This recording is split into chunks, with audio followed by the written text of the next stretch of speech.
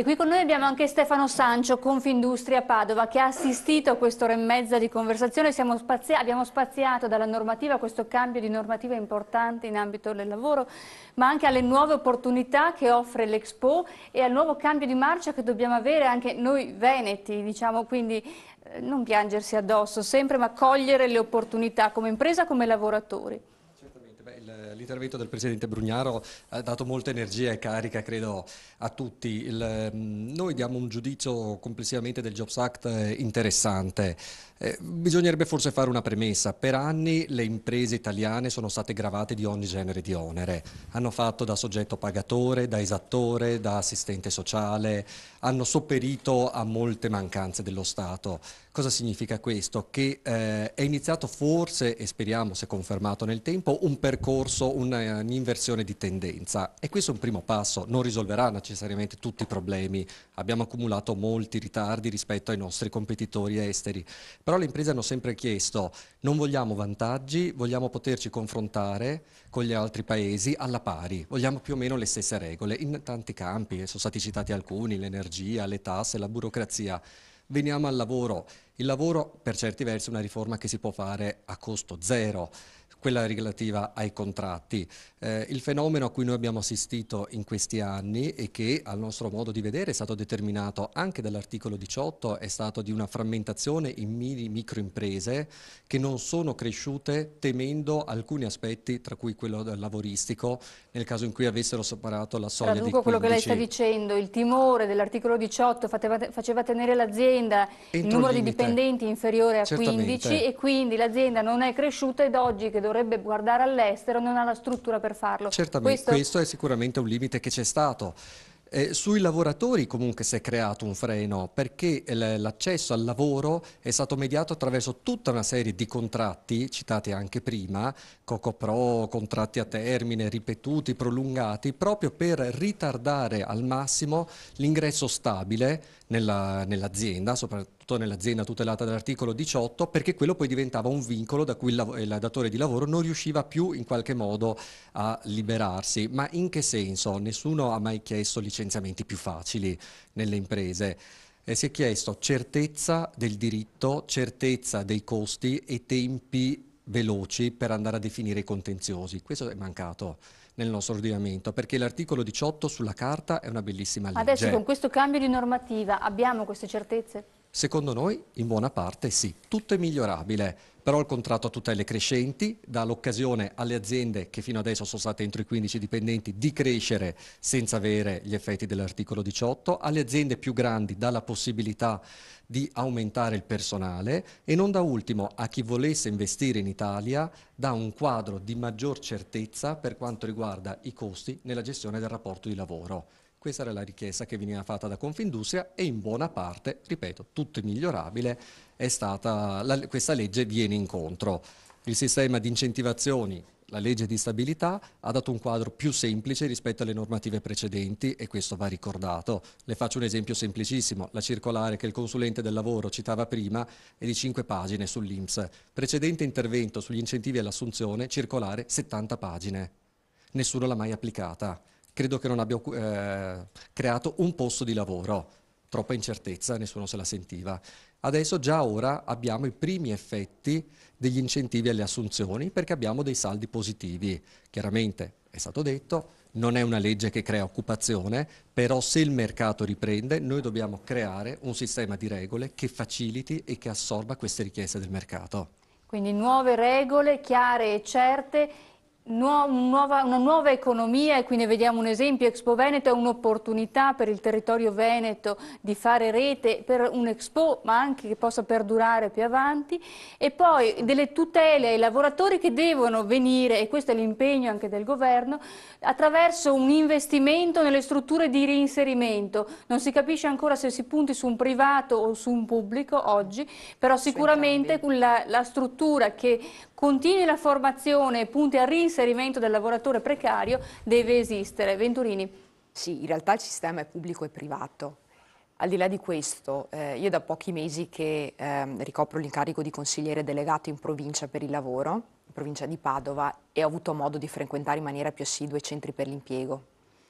E ti rendi conto in una realtà dove ci sono centinaia, anzi direi migliaia di persone che quotidianamente, nel corso anche del 2014, pensate che ci sono state decine di migliaia di accessi ai centri per l'impiego, perché poi non si viene solo per candidarsi per i vari posti di lavoro, ma anche per ottenere certificati piuttosto che per chiedere accesso agli atti, quindi tutta una serie di servizi che devono essere dati. E il sentimento che si sente spesso, immagino da casa ci siano anche parecchie persone che ci stanno guardando e che frequentano anche il centro per l'impiego, prendono contatti, è il fatto magari di non sentirsi seguiti. Ma il problema di fondo, io me ne sto proprio rendendo conto toccando con mano, è il fatto che mancano le strutture, mancano le persone.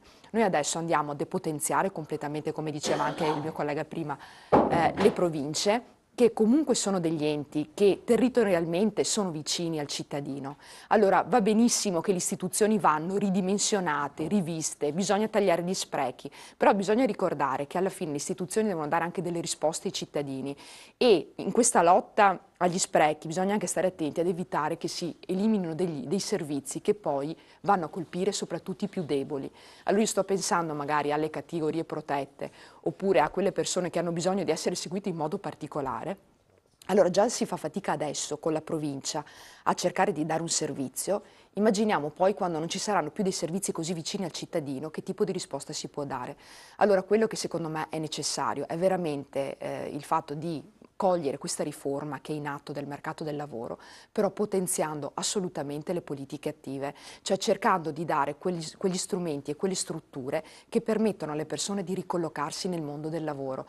Adesso qui vedo Confindustria, ENAIP, i sindacati, bisogna fare veramente sistema perché tutti possono mettere il loro impegno, il loro contributo per cercare di aiutare a formare le persone e ad accompagnarle progressivamente nel trovare un'occupazione, nel trovare un lavoro. È questo che devono fare le istituzioni e che fino adesso in Italia è stato fatto poco. In questo senso abbiamo ENAIP qui in studio. Che cos'è ENAIP? È un centro, diciamo, è l'eccellenza veneta, se vogliamo, nella formazione professionale. Possiamo parlare di eccellenza italiana, perché il Veneto in questo senso è leader. Prego. Sì, Pugiano Domenico. E grazie di essere intervenuti. Sì, Pugiano Domenico, ENAIP Veneto. Beh, noi cerchiamo di fare la nostra parte al meglio e riagganciandomi al discorso che ha fatto la delegata consigliere Venturini, noi siamo in perfetta collaborazione con la provincia. Io volevo solo dire solo una piccola cosa. Quando andiamo a collaborare nei vostri centri di impiego, gli chiediamo veramente ai vostri operatori di collaborare con noi, di mandarceli a fare i corsi di formazione e anche noi respiriamo la disperazione che c'è nei centri, soprattutto queste persone disagiate. Ecco, bisogna fare sistema, sì, su questo bisogna fare sistema, credere alla formazione, investire su formazione. Ci vorrebbe la partecipazione molto più attiva non solo delle imprese ma anche dei sindacati. Adesso cito un esempio molto semplice in termini tecnici, il conto formazione, cioè che hanno nei loro incontri e che dovrebbero investirlo sulla formazione. La formazione a nostro avviso è la speranza per il lavoro. Formazione che non è solo rivolta al lavoratore che non ha più un impiego, ma una formazione che coinvolge tutti i giovani. Per cui parliamo proprio degli adolescenti fino ad arrivare all'università, per cui spesso c'è uno scollamento in questo senso. Chi vuole prendere la parola? Mentre le do subito la parola, sì. Lei è il protagonista questa sera, però volevo passare il microfono anche al pubblico se vuole intervenire. Intanto passatevi il microfono, prego, stava dicendo. Sì, no, è la formazione anche per chi lavora, perché siamo in una fase in cui ci vuole una formazione permanente, una formazione continua, un aggiornamento continuo. Però volevo riprendere alcuni ragionamenti fatti per dire che noi siamo d'accordissimo che i servizi per il lavoro, i centri per l'impiego in particolare, devono mantenere un'articolazione legata al territorio, per cui nelle province. Certo. Dico di più, perché c'è una polemica e una discussione in atto anche a livello, nella discussione parlamentare sulla riforma costituzionale, che sono d'accordo con l'impostazione delle regioni, sul fatto che sia necessario che la competenza e la titolarità sui servizi per il lavoro e le politiche attive sulla formazione professionale deve rimanere a livello regionale. Perché c'è un'ipotesi traduco che venga centralizzata a livello nazionale. Con delle linee guida e dei criteri da rispettare omogenei su tutto il territorio nazionale, ma con una gestione dei servizi che deve rimanere a livello provinciale. Ovviamente servono anche le risorse, tutto il processo che viene definito come accompagnamento agli interventi sul Job Act, su quale mi pare chiara la nostra valutazione, lì non c'è un superamento, una riduzione della precarizzazione, anzi è il contrario, di fatto si precarizza anche il contratto a tempo indeterminato, per l'effetto che quelle norme... Non è vero però, cioè adesso è vero perché, no scusa, è vero perché se si può licenziare quando si vuole, di fatto diventa... Allora, io sono stato in silenzio quando si è detto fammi finire il ragionamento che siamo contro il Made in Italy. Dico che ci sono vuole... stato in silenzio quando si dice che siamo contro il Jobs Act. Ma chi ha detto a Confindustria? Chi ha detto a Confindustria? A Confindustria infatti ha detto che è d'accordissimo con i provvedimenti, no a caso. Ma le imprese fanno il lavoro, noi il sindacato, hanno assunto i contenuti del documento di Confindustria fatto un anno fa e l'hanno scritto nel Job Act, perché questo è quello che è successo. Ovviamente dal loro punto di vista è positivo, però volevo completare il ragionamento sui centri per l'impiego. Una volta che facciamo una che ci roba vogliono buona, risorse, invece le risorse non ci sono, ci vogliono non solo risorse aggiuntive, ci vorrebbero anche dei provvedimenti, ad esempio, velocissimo, poi passiamo la parola. mi viene in mente con l'ENAI, perché è una situazione di grande difficoltà. Assolutamente, dal punto di e vista non del ricevi i pagamenti degli stipendi, all'interno dell'ENAI. Basterebbe per esempio escludere dai vincoli del patto di stabilità tutte le risorse spese per formazione professionale e per politica attiva. Non spaziamo perché sennò non finiamo. Allora, è un problema serio, importante, l'abbiamo già trattato con l'ENAIP. Anche per le politiche passive. Anche per le politiche passive, perché ricordiamo guardate che in siamo, Veneto sono 90 milioni. Sì, anche noi preferiamo le politiche attive, ma c'è una situazione di crisi con migliaia di lavoratori a rischio di licenziamento.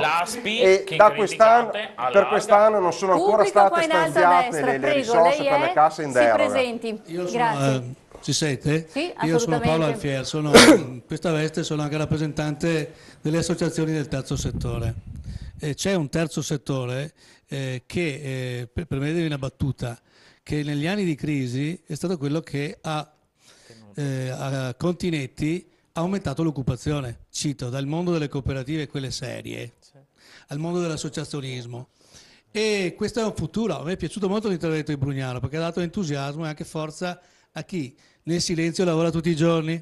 Allora, nelle associazioni come nelle cooperative noi abbiamo presenza, molto di più che in molte aziende, di molti giovani. La speranza allora è che, faccio la prima battuta e una seconda considerazione, che anche alcune novità che abbiamo visto nel Job Act e negli annessi e connessi, come diceva prima il consulente dello studio del lavoro, sì. Per me è drammatico pensare che un ragazzo che ha 25 anni, 26, un ragazzo che esce dall'università o che esce dalla scuola, debba avere fra 15 anni, 20 anni, 40 anni, quando andrà in pensione forse, un livello di contribuzione pari alle nostre colf, cioè meno di 400 euro al mese. Questo è il problema. Dobbiamo cambiare la Fornero? Scusa un attimo, no, dobbiamo applicare al meglio quella che è l'ANSPI, quelle che sono le prerogative che contengono anche in questo documento. Dobbiamo dirle le cose. Avevamo un ASPI che dava 0, quasi 100 euro, cose miserevoli. Questo è aumentato ed è un fatto positivo. Secondo, noi, come si diceva prima, non possiamo buttare via le cose buone che il sistema Veneto ha. Il sistema Veneto, ha citato prima il collega CGIL, la formazione professionale, che è uno degli aspetti. Noi non possiamo permetterci oggi, nel 2015, di buttare via un'eccellenza. Primo. Quindi le riforme vanno tenuto conto delle eccellenze che abbiamo. Allora, dobbiamo però, giustamente, come diceva Brugnaro, chiedere alle eccellenze di fare un passo in più. Qual è l'innovazione? Qual è la novità? Facendo, e chiudo, una santa alleanza, se posso dire, tra pubblico e privato. Perché è vero, funziona bene, funziona il centro per l'impiego con alcune difficoltà strutturali, ma funzionano bene le agenzie. Le politiche attive si fanno insieme con una rete.